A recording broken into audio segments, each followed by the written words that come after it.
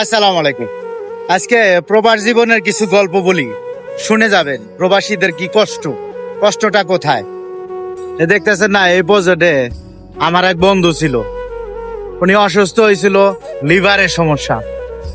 লিভারের সমস্যার কারণে হসপিটালে ভর্তি করি। পরে হসপিটাল থেকে আমার এই বন্ধুটা মারা যাওয়ার পরে হসপিটালের মর্গেই ছিল 7 দিন। 17 বছর বিদেশ করে প্রবাসী থেকে তাকে নেওয়ার জন্য দেশে থেকে 5টা টাকাও পাঠাইছিল না। আমার বাস্তব লাইফ অভিজ্ঞতার থেকে বলতেছি। পরে পরে আমরা এখানকার শ্রমিক এবং বন্ধু বান্ধব মিলা টাকা উঠাইয়া তার পাঠানোর দায়িত্ব আমরা নেই। আর অবশিষ্ট কিছু টাকা বেশি আমরা উঠাইছিলাম, সবার কাছ থেকে চাঁদা তুলছিলাম, তুইলা ওই টাকাটা বাড়িতে পাঠাইয়া দেই।